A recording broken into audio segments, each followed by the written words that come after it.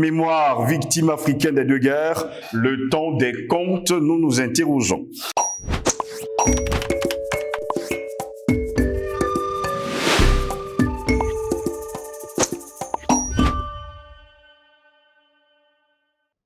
Mesdames, Messieurs, bonjour, très heureux de vous retrouver sur Panafricaniste TV, la chaîne de télévision des panafricanistes. Bienvenue à cette édition de Parole panafricaniste. Mesdames, Messieurs, la Seconde Guerre mondiale est l'événement singulier le plus vaste dans l'histoire humaine. Combattue qu'elle fut dans 6 des 7 continents de la Terre et sur tous ces océans, elle tua 50 millions d'êtres humains, laissa blessés dans l'esprit ou de corps des centaines de millions d'autres et elle dévasta matériellement une grande part du foyer de la civilisation. Qui gagne John, The Second World War, London Century Hutchinson, faut-il s'étonner qu'une société missionnaire internationale, comme les missionnaires d'Afrique, Père Blanc, a été profondément affectée par un tel événement dans ses effectifs, son recrutement, ses communications, son caractère international et son efficience missionnaire. D'ailleurs, ces missionnaires, que venaient-ils faire sur le continent africain, si ce n'est assassiner, tuer et sans oublier mettre à mort certains qui n'étaient pas chrétiens. Et pourtant, dans l'ensemble, des conséquences de la guerre n'ont pas été totalement négatives. Environ 50 membres moururent sur le champ de bataille et 30 autres dans les attaques aériennes. Mais il faut dire que l'Afrique a eu de nombreuses victimes.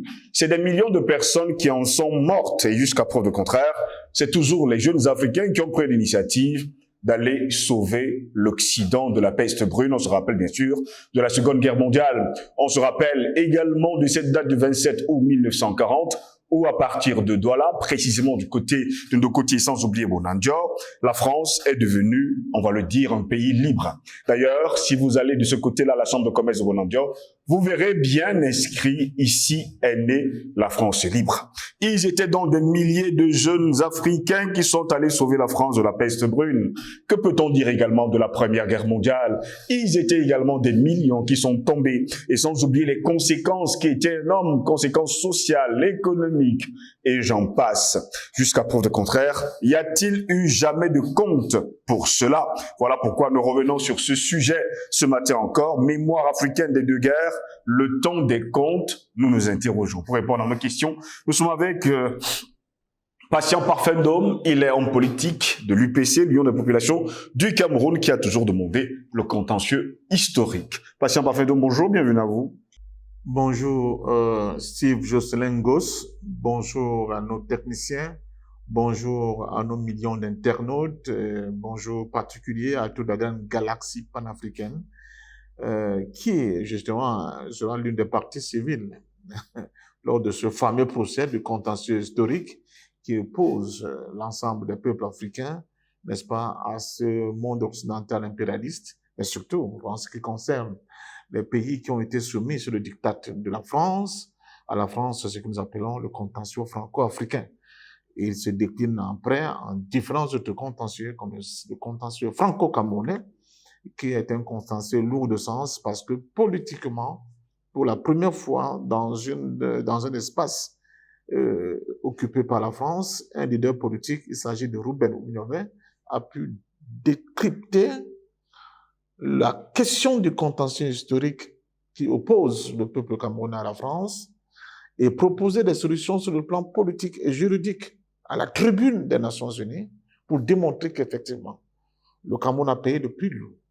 Le Cameroun a payé son plus de sang et qu'il n'était plus question que pour réclamer sa liberté, son indépendance, son autonomie et sa souveraineté, qu'il faille encore que le Cameroun paye de nouveau ce peu de sang par le biais d'une guerre qui n'avait pas de sens d'exister, d'autant plus que, si on peut parler de la contribution de l'Afrique et des filles et des fils du Cameroun à la libération du monde, pour ce monde nouveau, en nous débarrassant évidemment de la peste brune, le Cameroun avait payé sa part dans cette guerre-là, l'Afrique avait payé sa part dans cette guerre-là. Il suffisait tout simplement à la France de reconnaître un sacro-saint principe édicté dans la charte de l'ONU qu'on appelle le principe du droit des peuples à disposer d'eux-mêmes. Oui. À partir de ce moment-là, on ne peut pas comprendre pourquoi la France a imposé au peuple camerounais, aux autres peuples africains, on peut parler de Madagascar, de l'Algérie,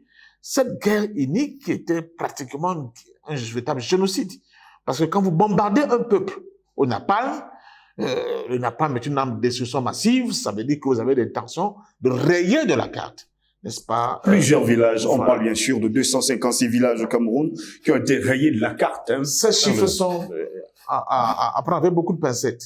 Les chiffres sont plus énormes que cela parce que les recherches se poursuivent et chaque jour on découvre des charniers, des scènes de violence, de sauvagerie, de barbarie hors norme. Je crois que les historiens, surtout qui n'ont pas assez d'ouverture pour continuer à travailler là-dessus, malgré les mensonges et l'hypocrisie française, on vous parle de l'ouverture, n'est-ce pas, des archives, on sait pertinemment que c'est pas vrai. Je vais donner un exemple. Il s'agit d'un historien qui s'appelle Simon Ken, qui a été obligé de porter plainte à la France, n'est-ce pas, au tribunal de Vincennes, pour qu'on lui donne la possibilité d'accéder à une partie des archives. Et je peux vous dire que ce qu'elle a pu déterrer là est extrêmement grave pour la France aujourd'hui. Donc la question de contentieux historique, vous avez commencé à l'élaborer. Quand on va l'aborder, on verra bien que sans la contribution de l'Afrique, pendant les deux guerres, sans la contribution de l'Afrique, parce qu'il ne faut pas qu'on oublie que l'Afrique a aussi été embarquée dans les guerres qui ne servaient à rien, par exemple la guerre d'Indochine. Tous les soldats, les jeunes soldats africains qui sont morts pendant la guerre d'Indochine, à quoi ça servait? Vous savez, le mot zouave, il vient des soldats, des conscrits marocains qui furent enrôlés par la France pour aller mener ces guerres dans l'Indo-Pacifique. Donc, il y a beaucoup de choses comme ça. Quand on va les mettre sur la table et que face aux juges de l'histoire, on demandera à la France de venir répondre, je peux vous dire, monsieur Sylve Josselin-Gosse, que vous voyez souvent des condamnations à perpétuité, ça ne sera pas suffisant pour condamner suffisamment ce peuple-là qui refuse toujours de décoloniser, bien qu'un prix lourd fut payé pour qu'il puisse s'exprimer aujourd'hui comme une nation libre et indépendante. Nous revenons justement sur la mémoire, hein. Patient parfum d'homme, victime africaine des deux guerres, il y en a eu tellement, peut-on imaginer que c'est le temps des comptes? Mais nous avons dit, et nous avons insisté là-dessus en disant la France, quand vous prenez vos frères, vos partenaires avec qui vous êtes venus dépecer l'Afrique, et surtout y faire couler des rivières de sang, les autres ont pris quand même un peu de recul avec le temps. Ce furent d'abord les Anglais, qui, je le rappelle, occupèrent aussi une partie non moins importante du continent africain. Mais après la Seconde Guerre mondiale, avec une économie qui était exsangue, mais aussi avec une morale qui était bien amochée, je rappelle qu'il n'y a pas que les troupes françaises d'Afrique qui combattirent pendant, par exemple, la Seconde Guerre mondiale. On a eu aussi du côté de l'Afrique de l'Est, et même un peu de l'Afrique du Sud, ce qu'on appelait les African Rifles, ou bien Rafales, qui étaient des commandos noirs qui sont allés se battre sur le champ d'opération militaire en Europe pour le compte, cette fois-là, de la Grande-Bretagne. On les oublie souvent. C'était Kenyans, c'était Tanzaniens, c'était Sud-Africains, etc., etc. Donc, Zambiens, etc. Donc l'Afrique a payé le prix lourd dans cette affaire-là pour libérer la France de cette hydre-là, de la peste brune, qu'on appelle le nazisme. Donc, nous ne pouvons pas comprendre aujourd'hui que quand on évoque cette période-là, les gens commencent à nous faire des décomptes à minima. Qu'on laisse le libre choix aux historiens africains eux-mêmes d'aller déterrer ces souvenirs douloureux, ce passé fait de sang et de larmes, pour que la conscience internationale, la conscience humaine, puisse être face à ses responsabilités. Et nous ne pouvons pas comprendre que jusqu'au jour d'aujourd'hui, excusez-moi l'expression qui n'est pas si français, mais dit-on, mais jusqu'au jour d'aujourd'hui, disais-je, que la France continue par des manœuvres, les accords de coopération, les accords militaires, le franc CFA, de vouloir pérenniser cet ordre injuste et inique qui l'a aidé, lui, la France, à pouvoir s'en sortir, se libérer. Donc nous ne comprenons pas comment vous pouvez marquer au fer rouge des gens qui se sont battus, qui sont sacrifiés pour vous libérer.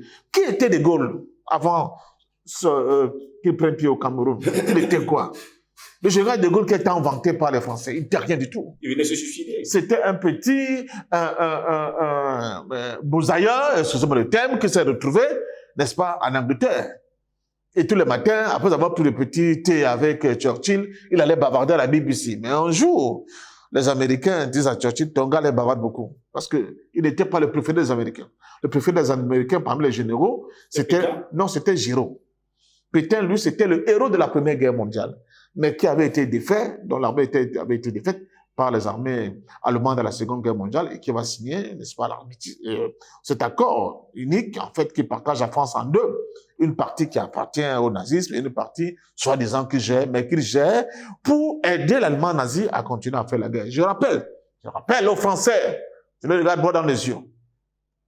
Vous qui êtes très amènes maintenant à bavarder sur des questions de fidélité, de patriotisme, la plupart des Français étaient des collabos.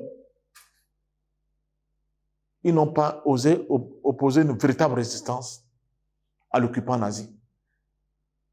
La frange inférieure des Français qui se révoltaient contre l'occupation des nazis sur leur sol étaient soit des communistes, des résistants communistes, ou alors une frange infinitésimale des gens qui avaient refusé de se soumettre à la trahison de Pétain.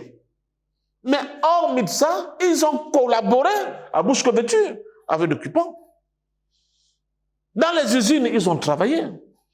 Ils ont été comme volontaires, jeunes Français volontaires pour le combattre aux côtés du nazisme. Des armées nazies, ça il faut le savoir. Donc, quand les jeunes Africains qui ont analysé la situation, parce qu'ils sont quand même dans les deux guerres, ils ont vu leurs parents rentrer la Première Guerre mondiale à Moché et leurs parents leur racontant, n'est-ce pas, l'épopée de cette guerre. Les gens que vous voyez là, c'est des petits peureux. Ils ont peur de mourir. Ils pleurent comme des femmelettes.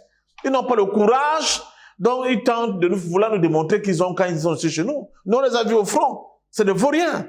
Et progressivement, ils se sont rendus compte qu'ils ne pouvaient pas. Parce que dans le cas du Cameroun qui était une colonie allemande, ne l'oublions pas, bien sous protectorat allemand, comme vous voulez, sorti d'une forme de domination raciste allemande pour replonger dans une nouvelle forme de domination raciste française. Leur participation à cette guerre avait pour finalité de dire nous avons payé le prix. Maintenant, comme je le disais tout à l'heure, tu l'avais dit à De Gaulle, toi aussi va un peu chercher là-bas chez toi, si tu peux avoir de quoi... Un effort de guerre. Voilà, comme effort de guerre. Il commence par le Sénégal. Là-bas, on leur a donné un bateau de guerre, un navire de guerre. L'amiral qui conduisait ce navire de guerre, son bateau a été reçu par le coup de la canonnière, le coup de canon de la côtière, autant pour moi, au Sénégal. Pourquoi? Parce que l'armée française qui dirigeait le Sénégal était une armée de Pétain, fidèle à Pétain. C'est ce qu'on appelait les vichistes. OK? C'est qui avaient signé l'accord de Vichy avec les Allemands. Ils descendent tout le long de la côte ouest. Ils n'ont pas un seul endroit où ils sont reçus comme amis. Au point où quand ils arrivent à Lagos, le croiseur britannique leur dit, mais vous nous avez dit, vous avez des gens, il n'y a personne. On n'a que des ennemis. Nous préférons, ou bien on retourne, on rebrousse chemin pour l'Angleterre, ou nous on va vous laisser ici à Lagos, on ne peut pas continuer, on sait qu'il n'y aura rien là-bas. Heureusement pour De Gaulle. Les renseignements lui parviennent, qui lui dit qu'au Cameroun, la situation serait peut-être différente. Et il convainc donc le commandant de ce bateau, lui disant, si au Cameroun, la situation est la même, non seulement je vais rester là-bas, mais je pense que je vais me suicider. L'idée de suicide. Il envoie donc une première escouade, constituée du capitaine de Haute-Cloque, qui va devenir plus tard le maréchal Leclerc. Je vous rappelle que c'est le seul, il a été maréchal, alors que De Gaulle n'a pas été fait maréchal. Il vient dans les encarrures, n'est-ce pas, de la côte, là, du delta, la Sanaga, là, non, de Sanaga, de Vouri, dans les criques, là, et là, il envoie des messages codés qui arrivent ici, et on dépêche une escouade de piroguiers camerounais, commandé par un certain Ebumbu James, qui va à sa rencontre. Et le prend, n'est-ce pas, dans ces mangroves de Vouri. On lui dit, mais attention, toi, on te voit là, tu n'as que 3 balles. Le gars qui est là-bà, il est plus gradé que toi, donc il faut faire attention. Donc là, il déchire une partie de ses manches, il conçoit des fausses épaulettes pour qu'arrivé à Douala, il soit, je crois, colonel et l'autre moins que lui. Voilà comment. Il vient à Douala, il a accueilli au quai numéro 3 du port de Douala, du port de Douala, où il y avait un jeune présupposé des douanes qui s'appelait Isaac Chubangwanke. C'est lui qui le reçoit. Et il lui dit, mais Douala là, c'est pas totalement acquis. On conçoit donc des tracts. qui donne l'impression que la communauté française de Douala s'est rebellée contre Pétain et l'ordre vichyste et a donné son OK pour se rallier à De Gaulle. C'est là que vous allez voir les gens comme la Quintini, dont le nom est resté, cet hôpital, ils vont tous se retrouver sur l'esplanade de cette église protestante qu'on appelle le Centenaire. C'est là où M. Leclerc, voilà l'église du Centenaire, Leclerc va donc rencontrer les jeunes Camerounais sont enthousiastes d'en découdre avec l'Allemagne nazie à cause des travaux forcés que les Allemands leur avaient imposés, mais surtout de la rigueur et avec une barbarie hors norme des Allemands vis-à-vis d'eux. Et là, c'est fait. Et rapidement, Leclerc envoie un message à De Gaulle, dit, patron, tu peux venir, c'est quelque chose de formidable. C'est l'enthousiasme de la jeunesse, un enthousiasme débordant de cette jeunesse, prêt à nous accompagner dans notre projet. De Gaulle arrive donc à Douala en août 1940. Il dit son discours. Là, vous voyez la chambre de commerce. Et là encore, les mots sont encore. On ne demande pas aux gens d'aller tricher. Allez devant la chambre de commerce de Bonandior, sur la façade principale. Les mots de De Gaulle sont, c'est pas nous qui les avons. Ici est née la France libre. Ici est née la France libre. Alors, il monte à Yaoundé, il va tenir notre discours. Il commence maintenant à taper sur les richesses camerounaises. Les premières sont humaines bientôt. Une armée est constituée, des jeunes volontaires camerounais. Mais, pas que ça. Le trésor, tout ce qu'on avait comme réserve au niveau du trésor à Yaoundé, tout ça est reversé. Papa est au profit, au compte de cette France libre. Il n'y a pas que ça. Je vous rappelle que les États-Unis vont construire entre 3 millions et 5 millions et de camions militaires et d'avions, je crois 300 000 avions et 5 millions de camions militaires. Des roues de chars et tout ce qui va avec de camions. Il fallait donc quoi? Du caoutchouc. Et tout ça vient de Dizangué. Les Japonais ont fait table, même basse sur les plantations en Asie du Sud-Est. Le seul endroit qui leur reste pour qu'ils peuvent s'approvisionner à bouche que veux-tu, c'est au niveau de l'Afrique centrale. Donc, le premier grand coin, ils vont prendre ce caoutchouc-là. Njor, comme on dit chez nous au Cameroun, c'est au Cameroun et à Dizangué. Et à Dizangué, donc, il y a un satrape, un véritable tonton macoute, du nom de Chamotte. Les histoires de Léopold II ne se sont pas limitées au Congo, au Cameroun. Un arbre mal taillé, c'est un bras qui était coupé. Moi, ma grand-mère a travaillé dans ces plantations. Mon grand-père avait 2 épouses. Sa deuxième épouse a travaillé dans ces plantations. Bembombo Vero, paix à son âme. Et je suis allé à des Anglais rendre visite. Quand je suis devenu adolescent, j'ai pleuré. Quand vous avez lu, par exemple, ce livre de Émile Zola, où Étienne Lantier et tout ça, comment je le nom Germinal, les conditions étaient pires à des Anglais que ce qui était décrit dans Germinal. Dans les mines. Voilà, dans les mines. Donc voilà dans quelle situation. Et au-delà de ça, il y a aussi de l'or. Ils prennent. La lignite, ils prennent. Beaucoup de choses, ils prennent pour eux. Maintenant, ils commencent à se constituer un pactole. Donc cette armée, cette administration française de la France libre, débarque donc sur Libreville avec l'armée camerounaise constituée qui va affronter les pétainistes à Libreville et ils vont les vaincre. Le Gabon rallie. Après le Gabon, ils montent sur le Congo-Brazzaville. Même scénario, les pétainistes sont vaincus, ils rallient. Ils continuent sur la République centrafricaine qui va aussi donner vraiment une part non importante. Bon, comment dire, un monument qui est au sergent Koudougou est encore visible à Bangui aujourd'hui. Et après, ils vont donc se retrouver enfin, premier grand décompte à Fort-Lamy, qui est N'Djamena au Tchad, qui est N'Djamena aujourd'hui. Premier grand décompte, 17 000 hommes.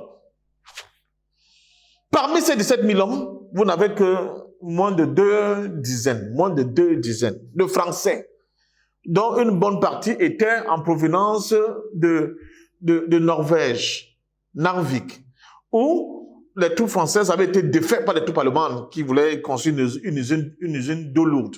Et ils étaient dans les recherches d'un processus pour fabriquer la bombe atomique déjà. C'est eux qui vont rejoindre là-dedans. Bon, il y a des noms qui m'échappent, même un Georgien qui était de la classe de la noblesse georgienne qui a participé à ce combat. Et voilà comment doucement cette armée sera rejointe plus tard par les armées venues de l'Afrique de l'Ouest. Donc, quand on nous parle de tirailleurs sénégalais, c'est pour occulter le lourd tribut payé par les peuples d'Afrique centrale dans cette guerre. Attention, parce que le titre, le nominatif de tirailleurs sénégalais, c'est légèrement avant la Première Guerre mondiale. Donc quand on dit tout ça, on met tout ça dans tirailleurs sénégalais, c'est pour donner l'impression que c'est le petit Sénégal là, avec les effectifs qu'on peut imaginer, qui a donné tout le noir que vous avez vu. Vous voyez comment ces gens sont mesquins? Pourquoi? Parce qu'ils veulent occulter le fait, mais surtout couper l'herbe sous le pied de Oumniabel, dit que tu n'as pas de revendication à faire. Toi, ton peuple n'a pas participé à libérer la France. Parce que tout ça, c'est cynique. Hein? Donc après, ils sont rejoints par les Maliens, lors du Mali, du Burkina, du Niger, qui ont donné des troupes importantes, n'est-ce pas, pour contenir la bataille de désert, avec un grand général allemand du nom de Rommel, qui est défait par les troupes venues d'Afrique centrale. Les batailles de Birakem, les batailles de Koufra, il ne faut pas l'oublier. On coupe la ligne de ravitaillement, la ligne de vie, qui part du canal de Suez vers le désert, où il y avait les troupes allemandes. Mais surtout, on participe, nos prédécesseurs, nos parents participent à la grande bataille d'Italie. Et là, un homme revient, c'est le docteur Bébé Yidi, qui a été l'un des soldats, des commandants des forces africaines pendant cette campagne d'Italie. Et on continue jusqu'à la victoire finale à Paris. Et alors, à Paris, là encore, grosse machination et grosse hypocrisie hors norme du brigand de Gaulle. Brigand, maintenant, ce type-là. Au moment de rentrer de manière victorieuse dans la ville de Paris, après avoir défait les troupes allemandes, qu'est-ce que de Gaulle dit à Leclerc? Il dit, Leclerc, il faut faire attention. Si les Français voient qu'en tête de défilé, ceux qui rentrent en premier dans Paris, libérés, c'est les Noirs, nous allons avoir un problème. On ramène donc la majorité de ces troupes armées noires dans la forêt de Compiègne. On les déshabille. On prend leur tenue et leurs fusils. On donne à des gueux français qui ne savent même pas tenir une arme. Regardez les photos. Regardez les photos. Vous verrez que ces gars-là n'étaient pas des plus compétentes parce qu'ils ne savaient même pas tenir une arme. Et regardez les photos, vous allez voir les tenues. Certains ont comme des tenues Zazou, ça déborde. Donc, ce n'était pas leur tenue. C'est eux que vous allez voir dans les images. Ils rentrent triomphants à Paris, alors que le gros de toute l'armée qui a combattu de Marseille en montant pour libérer Paris est resté dans la forêt de Compiègne, dans le foie, dans la famine. Et maintenant, les malheurs des Africains vont commencer. Il faut rentrer en Afrique. Mais si tous ces troupes-là rentrent en Afrique, ça va poser un problème. Beaucoup de bateaux, frères de ces soldats noirs qui devaient rejoindre leur continent et leur pays, seront bombardés en pleine mer. L'histoire des bateaux des migrants qu'on bombarde là, c'est pas nouveau. Ils l'ont fait avec nos parents. Beaucoup de bateaux ont été bombardés en pleine mer. Ils sont morts. Ceux qui ont pu se retrouver, par exemple, au Sénégal, dans le cas du camp de Tcharoy, on connaît ce qui leur est revenu quand ils ont commencé à demander leur pécule. C'est ça l'histoire. Et pire encore, ce brigand de Gaulle, je ne marche pas mes mots, c'est un bandit, ce type. Il n'est pas du tout un héros pour les Africains. C'est un criminel. Il se retrouve à Brazzaville, dans la fameuse conférence de Brazzaville, où le seul noir, ça on peut l'appeler ainsi, dans une conférence qui est censée décider du sort des pays africains sous domination française, disons-le. Le seul noir, c'était Félix Eboué, qui était, je crois, martiniquais et antillais, et qui était gouverneur, n'est-ce pas, au niveau du Tchad. C'est le seul qui va d'abord répondre présent à l'appel de De Gaulle, dit-on. L'appel de De Gaulle, même comme les gens remettent même en cause cet appel-là. C'est le seul. Donc, on décide encore une fois de plus, comme ce fut le cas à la conférence de Berlin. Vous voyez le côté racisme primaire de M. De Gaulle, de ces brigands. On va décider du sort des Africains sans les Africains. On décide du sort des Africains sans les Africains. Je dis qu'il n'y avait aucun représentant d'un État noir. Le seul, c'était le Martiniquais ou bien l'Antillais, Félix Eboué, gouverneur du Tchad. C'est tout. Voilà la réalité. Voilà la réalité. Et que disent donc les conclusions de cette fameuse conférence de Berlin, de Brazzaville? Mais c'est encore très grave. On nous nie tout. On nous nie tout ce qui peut être des armes qui vont nous conduire à une quelconque souveraineté. On enveloppe même le Cameroun dans l'Afrique équatoriale française, ce qui n'était pas le cas. On veut même faire du Cameroun une colonie française, ce qui n'était pas non plus le cas. Et on ouvre légèrement des hypothèses, rêves d'intention vers une petite liberté syndicale. C'est là où une fois de plus, son tir de chapeau, quelqu'un comme Gaston Donat s'est engouffré. Elle a créé dans ce qu'on appelle les cercles d'études marxistes que les gens n'aiment pas. Ils pouvaient couvrir ça en cercle d'études sociales. Mais le nom, c'était cercle d'études marxistes. C'est là que va germer les premières composantes des leaders à la fois syndicales et plus tard politiques qui vont revendiquer la question de l'indépendance nationale. Et l'organisation qui va plus tard mieux structurer cette question, cette demande, cette quête, qui n'est rien d'autre que l'aboutissement de toutes les deux grandes guerres où ils ont participé, soit comme acteurs, soit comme fils d'acteurs. Ils vont dire pour le Cameroun 3. Leur programme se tient en 3 points. Premier point, réunification des deux Camerouns. Parce qu'entre-temps, la France et l'Angleterre, toujours les deux flibustiers, les bandits de grand chemin, ont divisé le Cameroun. Ils disent non, il faut d'abord qu'on réunisse le Cameroun. On ne veut pas aller à l'indépendance avec un Cameroun divisé en deux. Voilà les problèmes de la crise anglophone aujourd'hui. C'est ça. Voilà les fondements. Où la partie francophone arrive à une indépendance factice octroyée le 1er janvier 1960. Les autres vont rejoindre le côté, le bloc indépendant francophone le 1er octobre 1960. Est-ce que vous comprenez quelque chose de ça?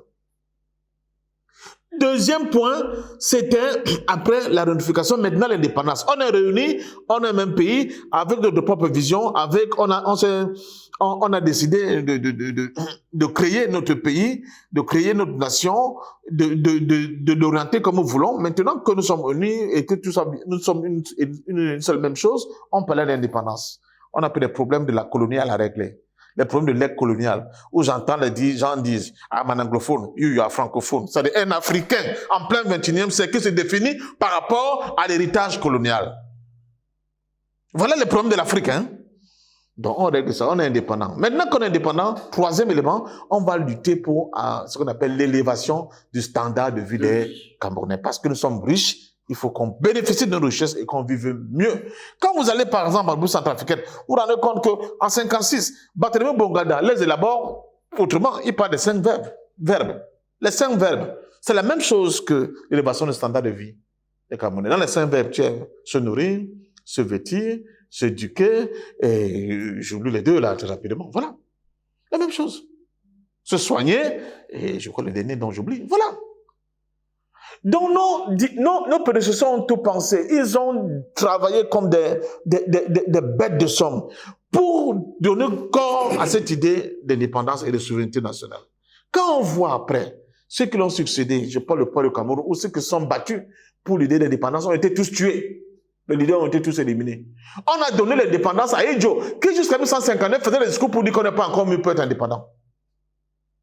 C'est après la mort de Oumyaba en 1958, quand on l'appelle à Paris, on dit que mais tais-toi, change de discours. Ne continue pas de dire que vous n'êtes pas mis pour l'indépendance. Puisque celui qui était l'hypothèque, qui effrayait la France, étant mort, maintenant qu'on l'a assassiné, récupère l'histoire de l'indépendance. Quelqu'un a passé tout son temps à ne pas préparer pour quelque chose, à ne pas croire à quelque chose. C'est à lui qu'on remet dans l'indépendance. On a remis l'indépendance du Cameroun à ceux-là, au camp que nous appelons les ojulatistes, ceux qui n'en voulaient pas. Vous attendez à quel résultat? Et c'est pratiquement la même chose partout en Afrique. Allez voir au Sénégal, la bataille entre Senghor et Cheikh Anta Diop. C'est la même bataille, même en Côte d'Ivoire. Au fait, à éliminer tous ces concurrents. La même chose. C'est passé pratiquement à quelques exceptions près, le cas de la Guinée, Conakry, de Sékou Touré, qui a dit non en 1956, je crois, et le cas aussi d'un parti au Niger qui s'appelle le parti Sawaba, dont le nom de leader va me revenir. Mais même là, vous avez vu comment on va dégager Modibo Keïta après. Donc voilà la réalité. Cette réalité-là, elle est faite de corruption. Elle est faite de violence, elle est faite de barbarie, elle est faite de sauvagerie, elle est faite de promotion, de fiches molles à la tête de nos institutions et de nos États.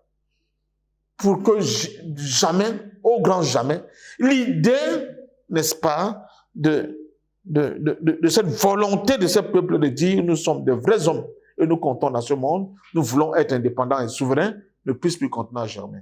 On a tellement banni cette période, cette lutte, que même les personnes, même les noms de ceux-là qui ont donné cette fierté-là à l'Afrique, on a tout fait pour que ces noms-là n'existent même plus. Moi, je le dis souvent, quand le président Biya fait bien, j'applaudis les deux mains. Mais dites-moi, vous êtes journaliste Ngos, vous avez déjà entendu le président Biya, de sa bouche, dire le héros national Robert Mounioben? Non.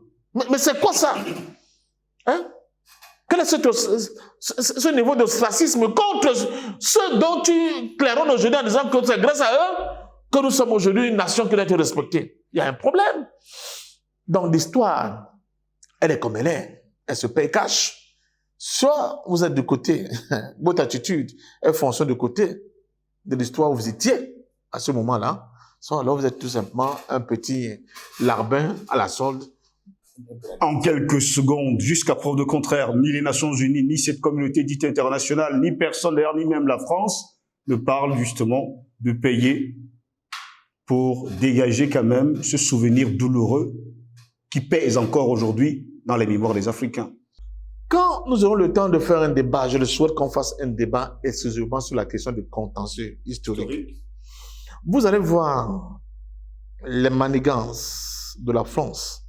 Vous allez voir comment la France a manœuvré. Parce que il faut être franc. Au tout début, les Américains étaient pour l'indépendance du Cameroun. La France a fait agiter un mouchoir rouge, celui du communisme, pour effrayer les Américains en disant attention, si ce gars atteint l'indépendance avec le gars qui vient bavarder là, l'ONU, nous aurons en face de nous un bloc communiste qui va se former. Ils sont très intelligents. Et ça risque de créer beaucoup de problèmes.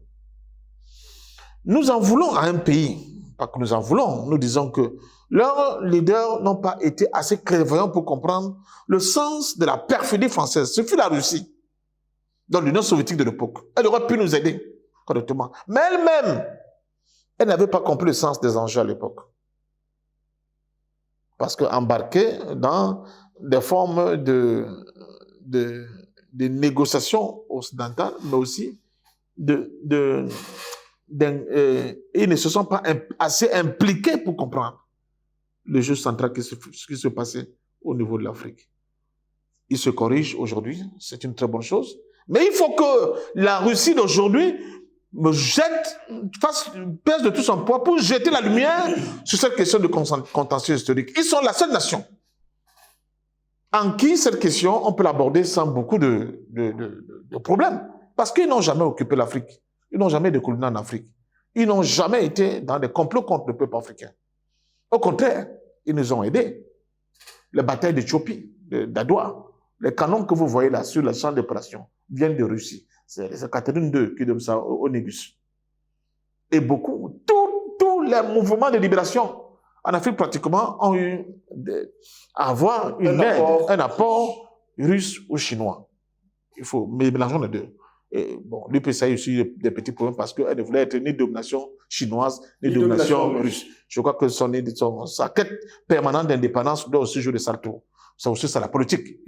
C'est le cadre politique qui fait cette analyse. Donc, je crois sincèrement que les démons de ce contentieux historique, tant que la France, l'élite française, ne sera pas disposée à s'asseoir pour la puger en toute sincérité, vont poursuivre les élites françaises jusqu'à la tombe. Et c'est ce que vous voyez aujourd'hui, en République centrafricaine. Quand vous allez en République centrafricaine, on commence par d'abord vous décliner, vous décrypter l'histoire de ce pays. Et vous voyez qu'au centre est la question du contentieux historique. Vous allez au Niger, même chose, la question du contentieux historique. Au Mali, contentieux historique. En Côte d'Ivoire, au Burkina, toujours la question du contentieux historique. Parce que la France, comme je vous l'ai dit, il y a eu beaucoup de colonial masters en Afrique. Les Anglais ont dit, prenez, nous on va continuer par le bien de l'économie, de voir comment on aura toujours des avantages sur ce camp, en collaborant avec nous, avec vous. Les lusophones, ils ont la même chose. Je dis, par exemple, un pays comme l'Angola, jusqu'en 1979, où avant d'atteindre son indépendance, elle était occupée par les Portugais. Mais eux, ils ont su partir.